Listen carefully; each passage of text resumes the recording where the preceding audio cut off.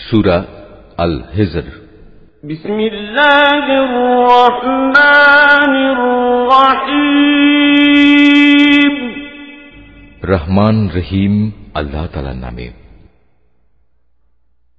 আলিফ লাম রা।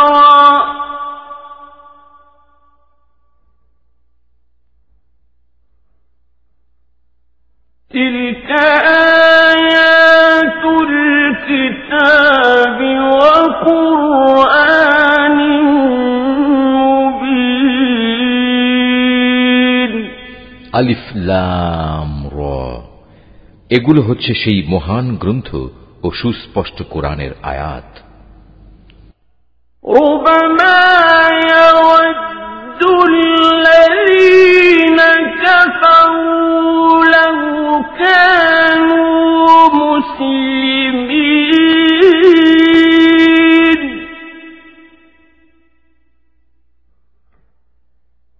লাহুম ইয়াকুলু ওয়া ইয়াতামাত্তাউ ওয়া يُلْهِهِمُ الْأَمَلُ فَسَوْفَ يَعْلَمُونَ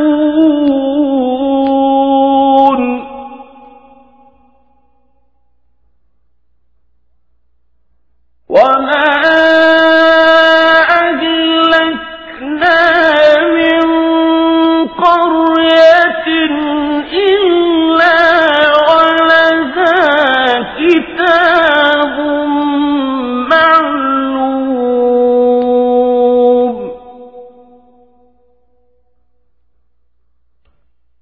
ما تسبق من أمة أجلها وما يستأخرون। যারা আল্লাহ তাআলাকে অস্বীকার করেছে তারা কখনো হয়তো চাইবে যদি সত্যি সত্যি তারা মুসলমান হয়ে যেত। হে নবী, তুমি নিজ নিজ অবস্থার উপর তাদের ছেড়ে দাও। তারা খাওয়া দাওয়া করুক, ভোগ উপভোগ করতে থাকুক, মিথ্যা আশা তাদের মোহাচ্ছন্ন করে রাখুক।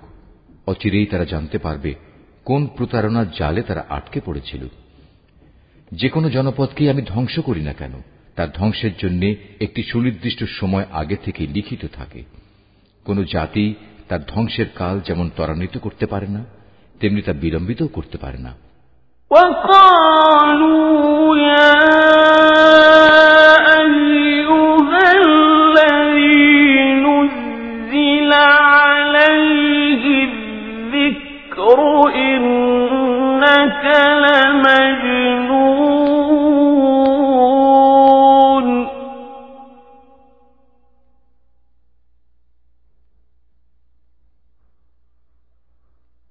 لو ما تأتينا بالملائكة إن كنت من الصادقين ما ننزل الملائكة إلا بالحق وما كانوا إذا منظرين।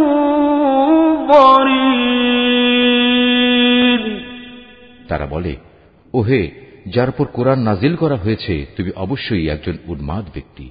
তুমি সত্যবাদী নবী হলে আমাদের সামনে ফেরেশতাদের নিয়ে আসো না কেন? হে নবী, তুমি তাদের বলো, আমি ফেরেশতাদের কখনো কোনো সঠিক কারণ ছাড়া নাজিল করি না। তাছাড়া একবার যদি আযাবের আদেশ নিয়ে ফেরেশতারা এসেই যায়, তবে তো আর তাদের কোনো অবকাশই দেয়া হবে না।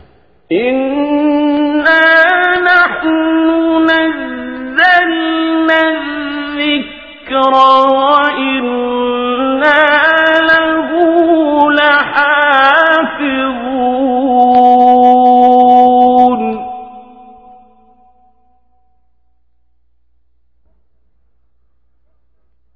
ولقد أرسلنا من قبلك في شيع الأولين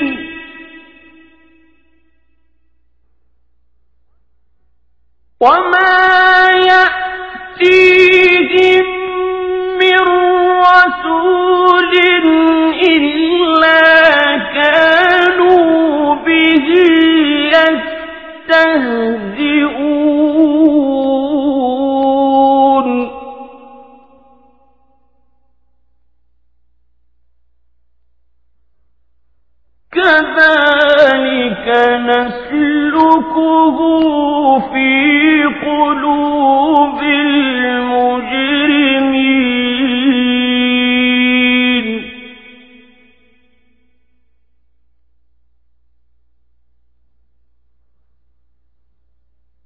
لا يؤمنون به وقد خلت سنة الأولين ولو فتحنا عليهم بابا من السماء فظلوا فيه يعرجون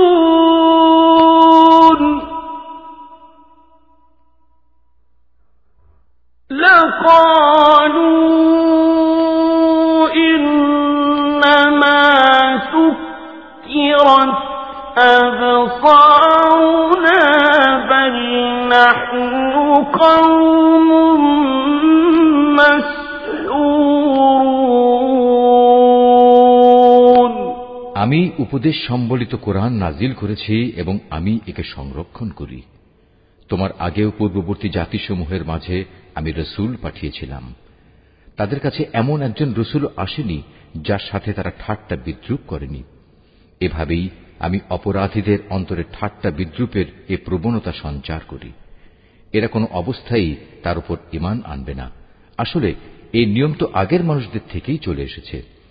আমি যদি এদের জন্য আসমানের দরজাও খুলে দেই, অতঃপর তারা যদি তাতে চড়তেও শুরু করে, তারপরও এরা ঈমান আনবে না, বরং বলবে আমাদের দৃষ্টি মোহাবিষ্ট হয়ে গেছে, কিংবা আমরা হচ্ছি এক জাদুগ্রস্ত সম্প্রদায়।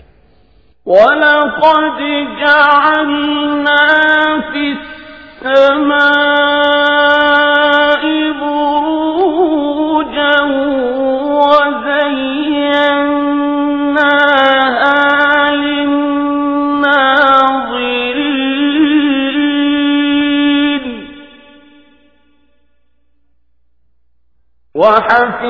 وَحَفِظْنَاهَا مِنْ كُلِّ شيطان رجيم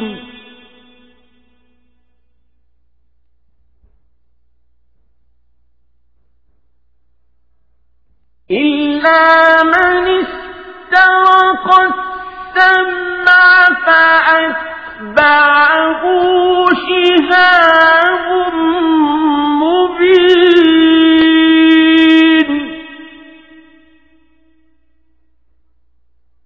والأرض مددناها وألقينا فيها رواسي وأنبتنا فيها من كل شيء موزون وجعلنا لكم فيها معايش ومن لستم له برازقين তাকিয়ে দেখো কিভাবে আমি আকাশে গম্বুজ তৈরি করে রেখেছি, অতঃপর তার দর্শকদের জন্য তারকা রাজি দ্বারা সুসজ্জিত করে রেখেছি। তাকে আমি প্রতিটি অভিশপ্ত শয়তান থেকে হেফাজত করে রেখেছি। হ্যাঁ, যদি কেউ চুরি করে ফেরেশতাদের কোনো কথা শুনতে চায়, তাহলে সাথে সাথেই একটি প্রদীপ্ত উল্কা তার পেছনে ধাওয়া করে। আমি জমিনকে বিস্তৃত করে বিছিয়ে দিয়েছি, ওতে আমি পর্বতমালাকে পেরেকের মতো গেড়ে দিয়েছি, যেন তা নড়াচড়া করতে না পারে, এবং তাতে প্রতিটি জিনিস আমি সুপরিমিতভাবে উৎপাদন করেছি। ওতে আমি জীবিকার ব্যবস্থা করেছি তোমাদের জন্য এবং অন্য সব সৃষ্টির জন্য, যাদের কারোই রিজিক দাতা তোমরা নও। وَإِن مِّن شَيْءٍ إِلَّا عِندَنَا خَزَائِنُهُ وَمَا يُنَزِّلُهُ إِلَّا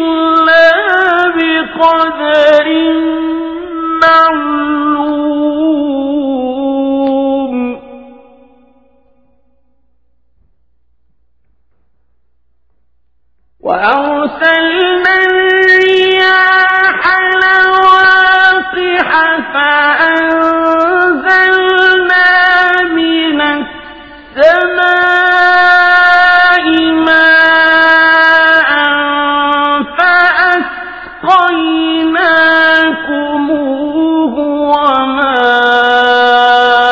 أنتم له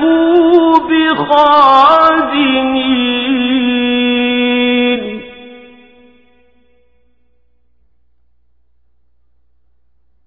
وإنا لنحن نحيي ونميت ونحن الوارثون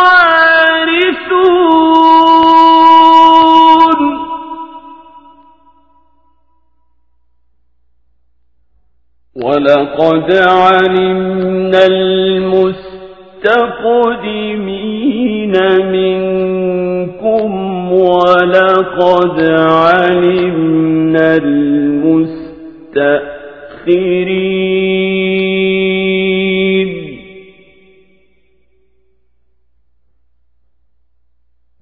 وإن ربك هو يحشرهم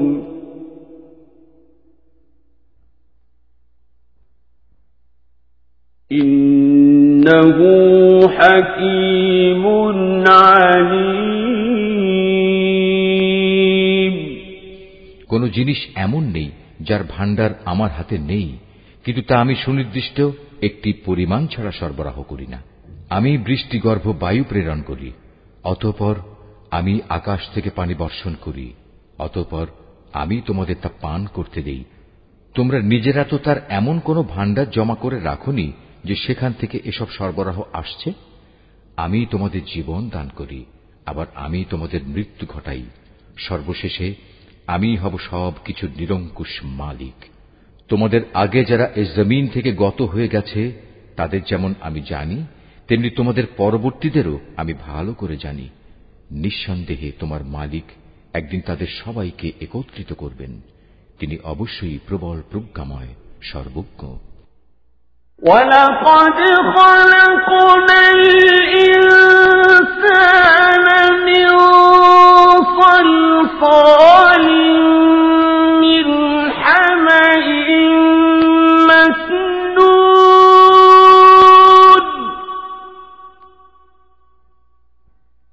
وَالْجَانَّ خَلَقْنَاهُ مِنْ قبل من نار السموم وإذ قال ربك للملائكة إني خالق بشرا من صلصال من حمأ مسنون فإذا سويته ونفخت فيه من روحي فقعوا له ساجدين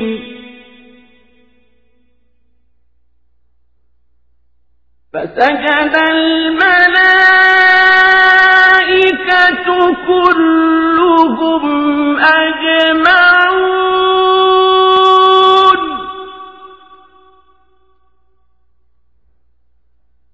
إلا إبليس أبى أن يكون مع الساجدين অবশ্যই আমি মানুষকে ছাঁচে ঢালা শুকনো ঠনঠনে মাটি থেকে পয়দা করেছি। আর হ্যাঁ, জিন তাকে আমি আগেই আগুনের উত্তপ্ত শিখা থেকে সৃষ্টি করেছি। স্মরণ করো, যখন আমি ফেরেশতাদের বলেছিলাম আমি অচিরেই ছাঁচে ঢালা ঠনঠনে শুকনো মাটি থেকে মানুষ পয়দা করতে যাচ্ছি, অতঃপর যখন আমি তাকে পুরোপুরি সুঠাম করে নেব এবং আমার রূহ থেকে কিছু তাতে ফুঁকে দেব, তখন তোমরা সবাই তার সামনে সেজদা অবনত হয়ে যাবে। অতঃপর আল্লাহর আদেশে ফেরেশতারা সবাই সেজদা করল, একমাত্র ইবলিস ছাড়া। সে সেজদাকারীদের দলভুক্ত হতে অস্বীকার করল। قال يا إبليس ما لك ألا تكون مع الساجدين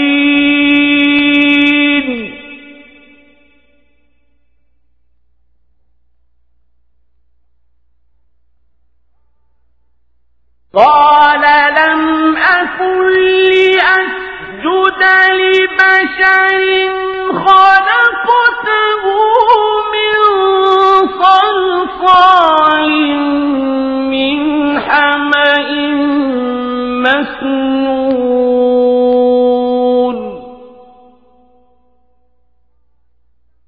قال فاخرج منها فإنك رجيم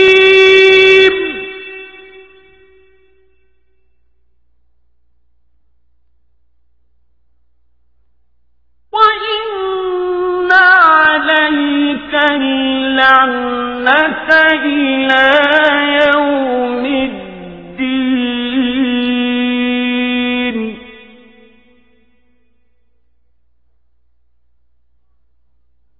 قال رب فأنظرني إلى يوم يبعثون আল্লাহ তাআলা বললেন, তোমার কি হলো? তুমি যে সাজদাকারীদের দলে শামিল হলে না? সে বলল, হে আল্লাহ, আমি কখনো এমন মানুষের জন্য সাজদা করতে পারি না যাকে তুমি ছাঁচে ঢালা শুকনো ঠনঠনে মাটি থেকে বানিয়েছ। আল্লাহ তাআলা বললেন, তাই যদি বলো তাহলে তুমি এক্ষুনি এখান থেকে বেরিয়ে যাও, কেননা আজ থেকে তুমি অভিশপ্ত। হিসাব নিকাশের দিন পর্যন্ত তোমার উপর অভিশাপ। সে বলল, হে মালিক, তাহলে তুমিও আমাকে সেদিন পর্যন্ত অবকাশ দাও যেদিন সবাইকে পুনরায় জীবিত করা হবে। قال فإنك من المنظرين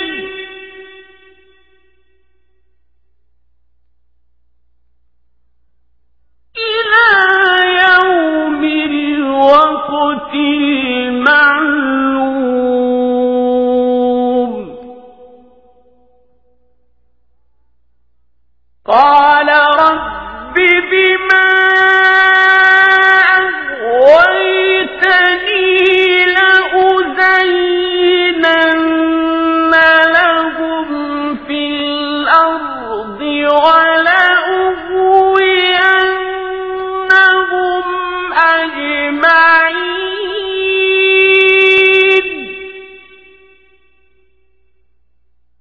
إلا عبادك منهم المخلصين আল্লাহ তাআলা বললেন, হ্যাঁ যাও, যাদের এ অবকাশ দেয়া হয়েছে তুমিও তাদের অন্তর্ভুক্ত হলে। এ অবকাশ সুনির্দিষ্ট সময় আসার দিন পর্যন্ত। সে বলল, হে আমার মালিক, তুমি যেভাবে আজ আমাকে পথভ্রষ্ট করে দিলে, আমিও তোমার শপথ করে বলছি, আমি মানুষদের জন্য পৃথিবীতে তাদের গুনার কাজসমূহ শোভন করে তুলব এবং তাদের সবাইকে আমি পথভ্রষ্ট করে ছাড়ব। তবে তাদের মধ্যে যারা তোমার খাঁটি বান্দা তাদের কথা আলাদা। قال هذا صراط علي مستقيم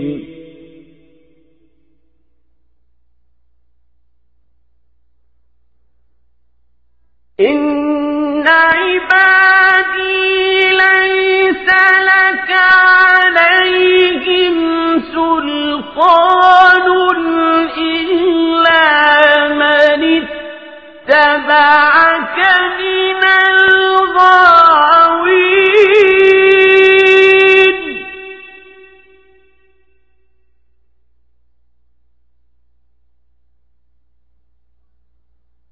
وإن جهنم لموعدهم أجمعين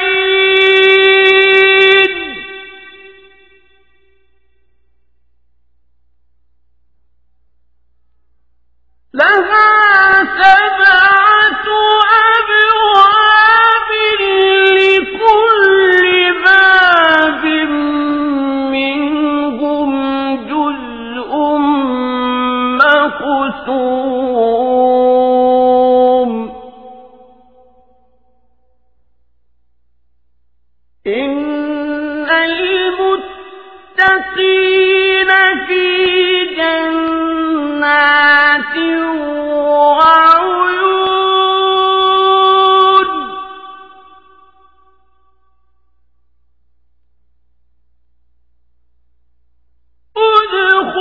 ادخلوها بسلام آمنين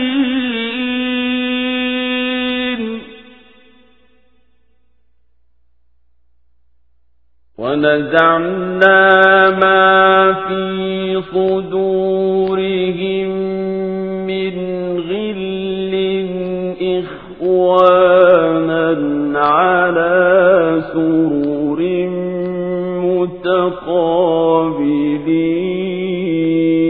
متقابلين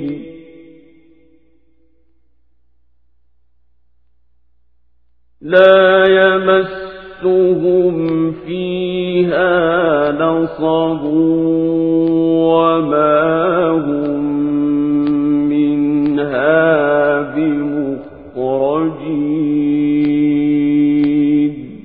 আল্লাহ তাআলা বললেন, পরীক্ষা নিরীক্ষার মাধ্যমে এটাই আমার কাছ পর্যন্ত পৌঁছানোর সহজ সরল পথ। হ্যাঁ, এ গোমরা মানুষদের মধ্যে যারা তোমার অনুসরণ করবে, তারা ছাড়া আমার যারা খাঁটি বান্দা, তাদের উপর তোমার কোনো আধিপত্য চলবে না। আর অবশ্যই জাহান্নাম হচ্ছে তাদের সবার প্রতিশ্রুত আশ্রয়। তাতে থাকবে 7টি বিশালকায় দরজা। আবার এগুলোর প্রতিটি দরজা দিয়ে প্রবেশ করার জন্য থাকবে শয়তানের অনুসারীদের একটা নির্দিষ্ট অংশ।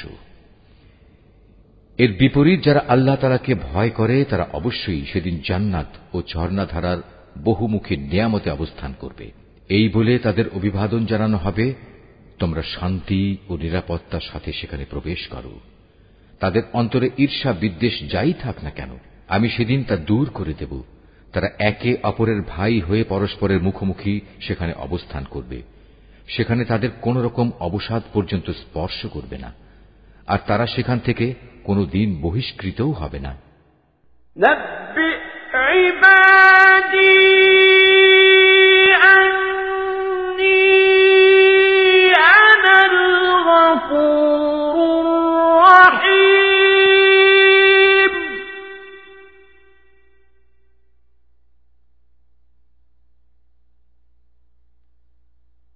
وأن عذابي هو العذاب الأليم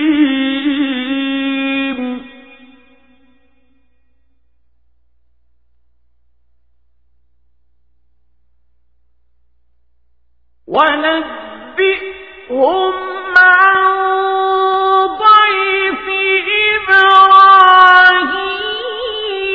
إبراهيم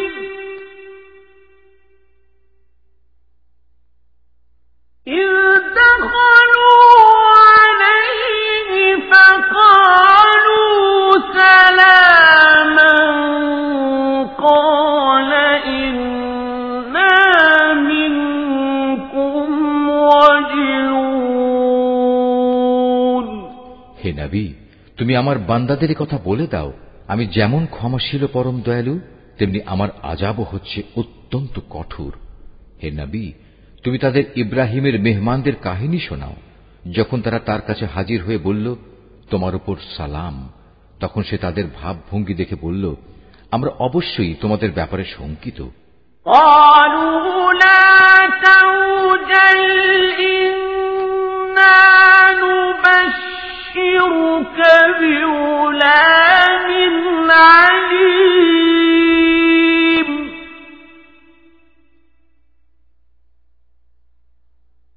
قال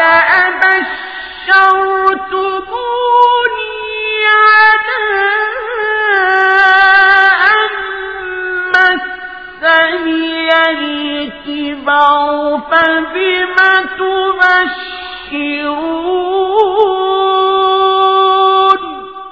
ওরা বলল, না, তুমি আশঙ্কা করো না, আমরা তোমাকে এক জ্ঞানবান সন্তানের সুসংবাদ দিচ্ছি। সে বলল, তোমরা আমাকে সন্তানের সুসংবাদ দিচ্ছ, অথচ বার্ধক্যজনিত অবস্থা আমাকে স্পর্শ করে ফেলেছে।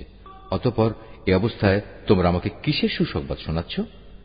قالوا بشرناك بشرناك بالحق فلا تكن من القانطين قال ومن يقنط من رحمة ربه إلا الضالون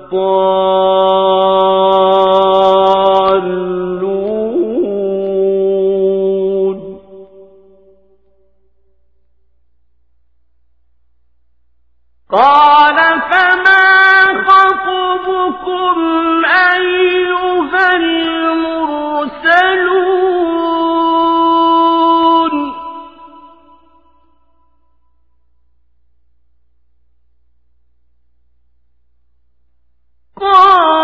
قالوا إنا أرسلنا إلى قوم مجرمين إلا آل لوط إنا لمنجوهم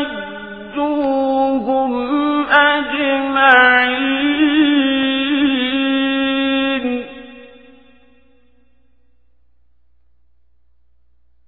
إلا امرأته قدرنا إنها لمن الغابرين তারা বলল, হ্যাঁ, আমরা তোমাকে সঠিক সুসংবাদই দিচ্ছি, অতএব তুমি হতাশাগ্রস্তদের দলভুক্ত হও না। সে বলল, গোমরা ব্যক্তি ছাড়া আল্লাহর রহমত থেকে কে নিরাশ হতে পারে? হে আল্লাহর পাঠানো ফেরেশতারা, বলো, আমাকে এ সুসংবাদ দেয়া ছাড়া তোমাদের সামনে আর কি অভিযান রয়েছে? তারা বলল, হ্যাঁ, আমাদের এক নাফরমান জাতির বিরুদ্ধে অভিযানে পাঠানো হয়েছে, যারা অচিরেই বিনাশ হয়ে যাবে। তবে লুতের আপনজনরা বাদে আমরা সবাই আযাবের সময় তাদের সবাইকে উদ্ধার করব, কিন্তু তার স্ত্রীকে নয়। আল্লাহ তাআলা তার ব্যাপারে বলেন, আমি এই সিদ্ধান্ত নিয়েছি, সে আযাবের সময় পশ্চাৎবর্তী দলভুক্ত হয়ে থাকবে। فلما جاء آل لوط المرسلون قال إنكم قوم منكرون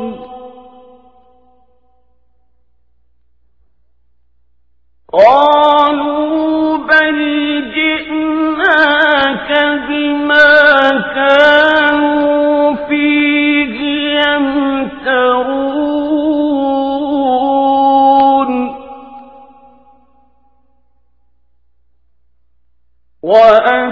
وأتيناك بالحق وإنا لصادقون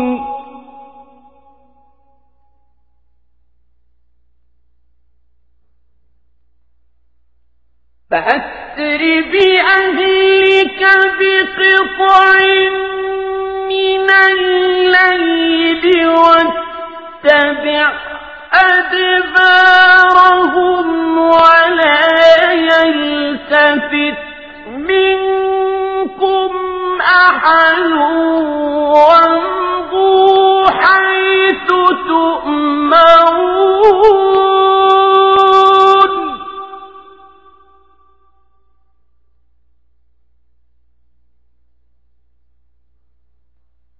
وقضينا إليه ذلك الأمر أن دابر هؤلاء مقطوع مصبحين যখন সে ফেরেশতারা লুতের পরিবার পরিজনদের কাছে এসে হাজির হল, তখন লূত বলল, আপনারা তো দেখছি অপরিচিত ধরনের লোক। তারা বলল, না, আসলে তা নয়, আমরা তাদের কাছে সে আযাবের বিষয়টা নিয়ে এসেছি যার ব্যাপারে তারা ছিল সন্দিগ্ধ। আমরা তোমার কাছে সত্য সংবাদ নিয়ে এসেছি এবং আমরা হচ্ছি সত্যবাদী। সুতরাং তুমি রাতের কিছু অংশ থাকতে তোমার লোকজন সহ এ জনপদ থেকে বেরিয়ে পড়ো এবং তুমি নিজে তাদের পেছনে পেছনে চলতে থাকো। সাবধান, তোমাদের মধ্যে কেউ যেন পেছনে ফিরে না তাকায়। ঠিক যেদিকে যাওয়ার জন্য তোমাদের আদেশ করা হবে সেদিকেই চলতে থাকবে। ইতিমধ্যে আমি তার কাছে এ ফয়সালা পাঠিয়ে দিয়েছি যে এ জনপদের মানুষগুলোকে ভোর হতেই মূলোৎপাটিত করে দেয়া হবে। وجاء أهل المدينة يستبشرون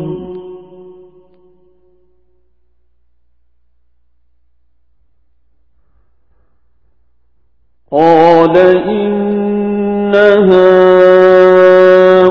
هؤلاء ضيفي فلا تفضحون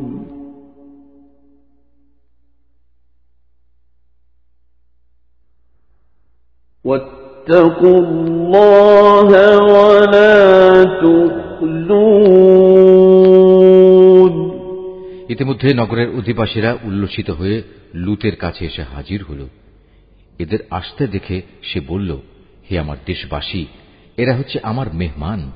এদের সাথে অশালীন আচরণ করে তোমরা আমাকে অপমান করো না। তোমরা আল্লাহ তাআলাকে ভয় করো এবং আমাকে এদের সামনে হেয় করো না। أولم ننهك عن العالمين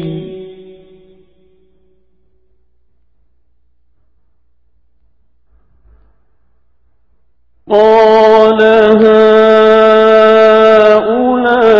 هؤلاء بناتي إن كنتم فاعلين। তারা বলল, আমরা কি তোমাকে দুনিয়া জোড়া মানুষের মেহমানদারি করা থেকে নিষেধ করিনি? এদের উক্তি শুনে সে বলল, একান্তই যদি তোমরা কিছু কামনা বাসনা চরিতার্থ করতে চাও তবে এখানে আমার জাতির মেয়েরা রয়েছে, এদের বিয়ে করে তোমরা নিজেদের প্রয়োজন মেটাতে পারো। لعمرك إنهم لفي سكرتهم يعمهون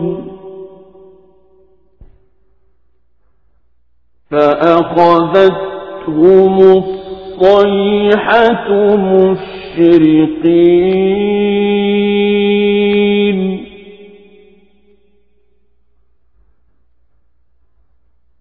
فجعلنا عاليها سافلها وأمطرنا عليهم حجارة من سجيل।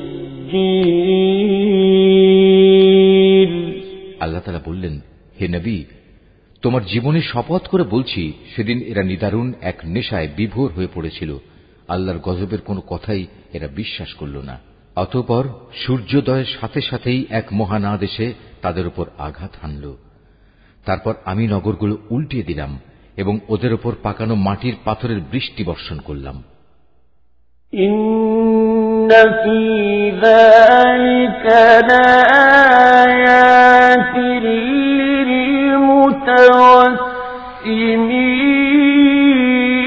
للمتوسمين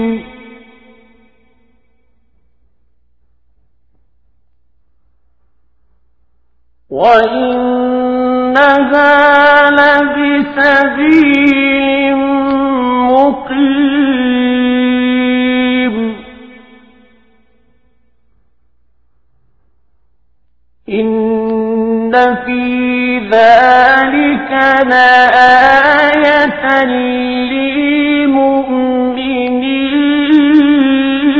للمؤمنين وإن كان أصحاب الأيكة لظالمين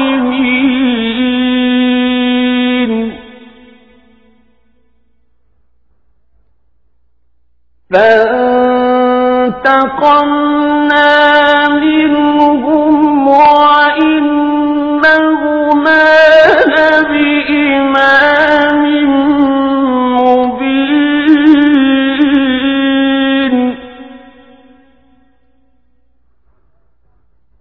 ولقد كذب أصحاب الحجر المرسلين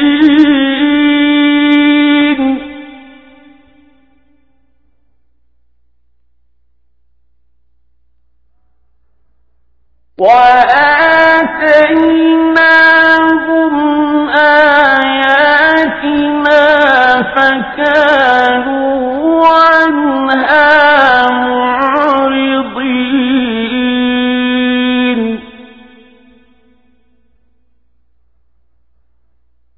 وكانوا ينحتون من الجبال بيوتا آمنين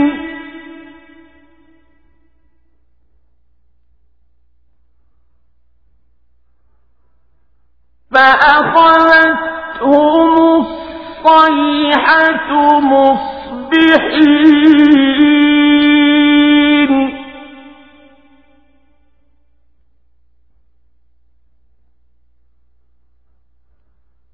فما أغنى عنهم ما كانوا يكسبون অবশ্যই এই ঘটনার মাঝে পর্যবেক্ষণ সম্পন্ন মানুষদের জন্য শিক্ষার বহু নিদর্শন রয়েছে।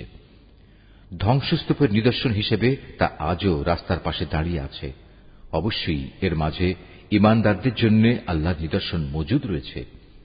লুতের জাতির মতো আইকার অধিবাসীরাও জালেম ছিল, অতঃপর আমি তাদের কাছ থেকেও তাদের নাফরমানির প্রতিশোধ নিয়েছি।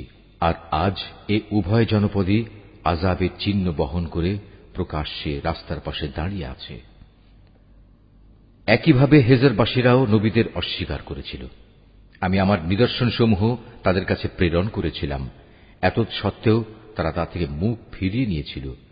তারা পাহাড় কেটে কেটে নিজেদের জন্য ঘর বানাত এ আশায় যে তারা সেখানে নিশ্চিন্তে জীবন কাটাতে পারবে। অতঃপর নাফরমানির জন্য একদিন প্রত্যুষে তাদের উপর মহান আদেশে আঘাত হানল। সুতরাং তারা জীবনভর যা কিছু কামাই করেছে আল্লাহর গজবের সামনে তা কোনোই কাজে আসেনি। وما خلقنا السماوات والأرض وما بينهما إلا بالحق وإن الساعة لآتية فاصفح الصفح الجميل إن ربك هو الخلاق العليم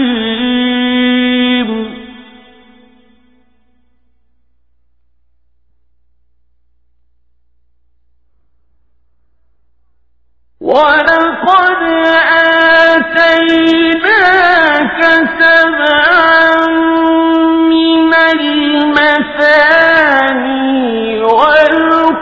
والقرآن العظيم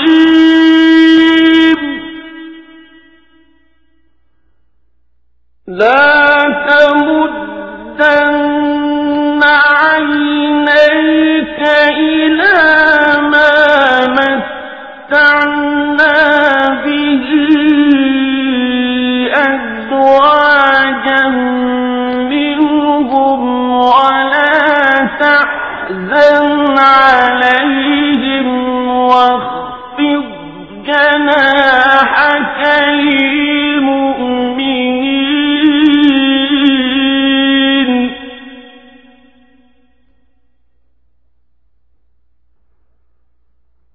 وقل إني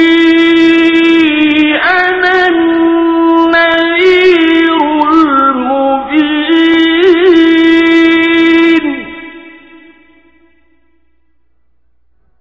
كما أنزلنا على المقتسمين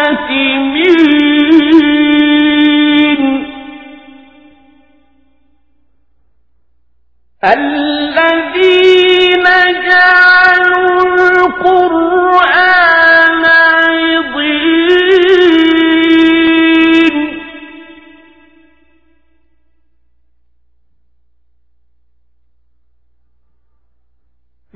فوربك لنسألنهم أجمعين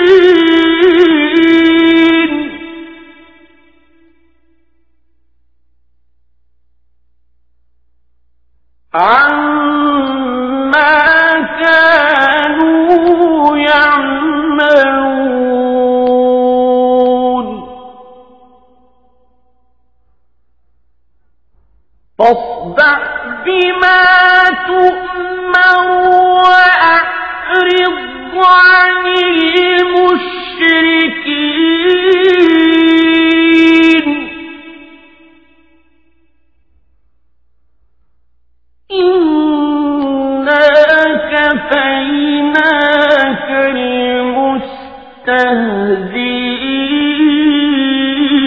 المستهزئين الذين يجعلون مع الله إلها آخر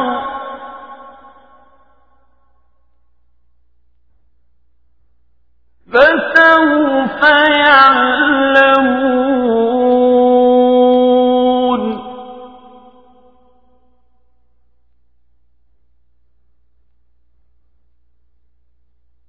ولقد نعلم أنك يضيق صدرك بما يقولون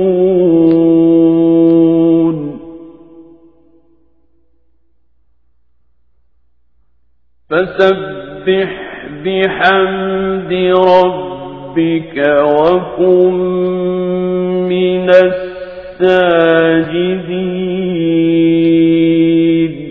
জেনে রেখো আকাশমালা জমিন এবং এ দুইয়ের মাঝখানে যা কিছু আছে তার কোনোটাই আমি অযথা পয়দা করিনি।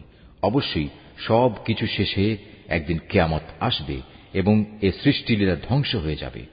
অতএব হে নবী, তুমি পরম ঔদাসীন্যের সাথে ওদের উপেক্ষা করো। নিশ্চয়ই তোমার মালিক হচ্ছেন এক মহাস্রষ্টা, মহাজ্ঞানী।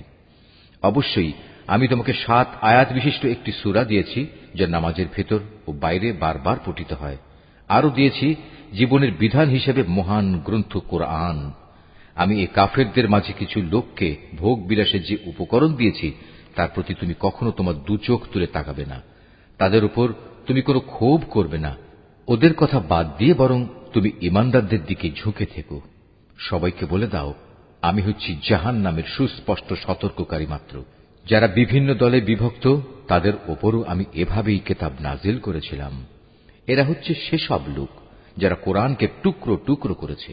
সুতরাং হে নবী, তোমার মালিকের শপথ, ওদের সবার কাছে আমি অবশ্যই প্রশ্ন করব সেসব বিষয়ে যা কিছু আচরণ তারা কোরআনের সাথে করত। অতএব তোমাকে যে আদেশ দেয়া হয়েছে তুমি খোলাখুলি জনসমক্ষে তা বলে দাও, এবং এর পরেও যারা আল্লাহ তাআলার সাথে শরীক করে তাদের তুমি উপেক্ষা করো। এই বিদ্রুপকারী ব্যক্তিদের মোকাবেলায় আমি তোমার জন্য যথেষ্ট। যারা আল্লাহর সাথে অন্যকে মাবুদ বানিয়ে নিয়েছে তারা অচিরেই জানতে পারবে তারা কত গোমরাহিতে নিমজ্জিত ছিল। হে নবী, আমি একথা ভালো করেই জানি, ওরা যা কিছু বলে তাতে তোমার অন্তর সংকুচিত হয়। অতএব তুমি তোমার মালিকের প্রশংসা দ্বারা তার পবিত্রতা ঘোষণা করো এবং তুমিও সাজদাকারীদের দলে শামিল হয়ে যাও। ওয়া'বুদ রাব্বাকা হাত্তা ইয়াতিয়াকাল ইয়াকিন। হে নবী, যতক্ষণ পর্যন্ত তোমার কাছে নিশ্চিত মৃত্যুজনিত ঘটনা না আসবে ততক্ষণ পর্যন্ত তুমি তোমার মালিকের ইবাদত করতে থাকো।